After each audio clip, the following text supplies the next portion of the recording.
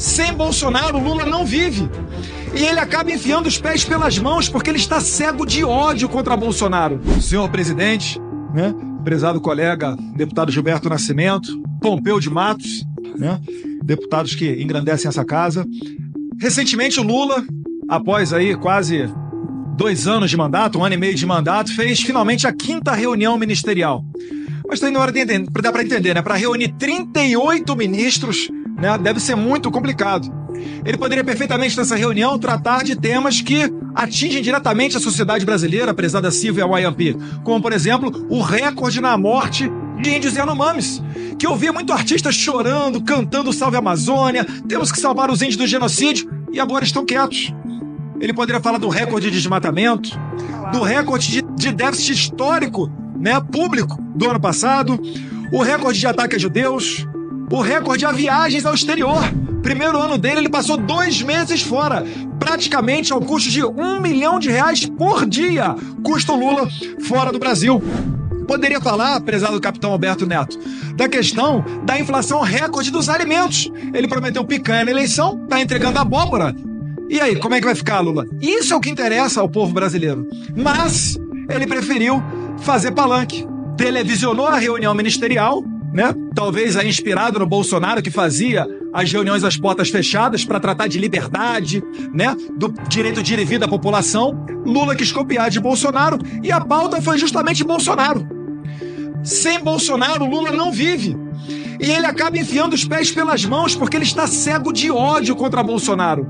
E ele acabou por inocentar o presidente Bolsonaro. Ele achou que estava sendo pejorativo, acusando Bolsonaro de ser um covarde e etc, porque os comandantes de força estão falando que Bolsonaro queria, mas não conseguiu botar um golpe adiante. Bem, a gente sabe que não teve nada disso, mas na cabeça do Lula, ele acabou de falar que o Bolsonaro não foi adiante por falta de coragem, ou seja, ele nem começou os atos executórios de um pretenso golpe, que até agora o que está se falando é sobre estado de defesa e estado de sítio, que estão na Constituição. E se isso for golpe, né, a gente tem que voltar aqui aos tempos de Dilma Rousseff, que, né, não estou falando que Bolsonaro tramou estado de defesa ou estado de sítio, mas Dilma Rousseff, de acordo com a palavra de Vilas Boas, então comandante do Exército, antes do impeachment, ele falou que Dilma Rousseff consultou os chefes das Forças Armadas para ver se era possível implementar um estado de sítio ou estado de defesa. E eu não vi ninguém falar que a Dilma Rousseff é antidemocrática, né? Porque esses dispositivos eles são constitucionais. Então, assim, senhor presidente, só nos resta aqui reconhecer que cada vez mais estamos próximos da profecia de Olavo de Carvalho, que em 2016 disse, abre aspas, quando Lula perceber que a rejeição popular veio para ficar e é totalmente irremediável, sua psicopatia regredirá para a doença mental pura e simples. E ele se tornará fraco, inofensivo e incapaz de defender-se.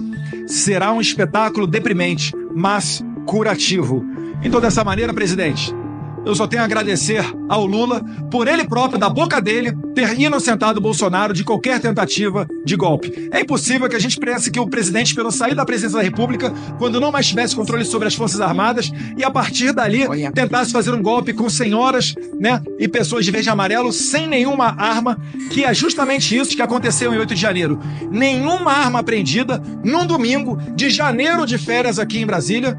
Agora, é óbvio, foi uma manifestação que foi longe demais, a gente não concorda com isso. Mas dizer que Bolsonaro tentou um golpe e condenar senhorinhas a 16, 17 anos, pelo amor de Deus, né, presidente?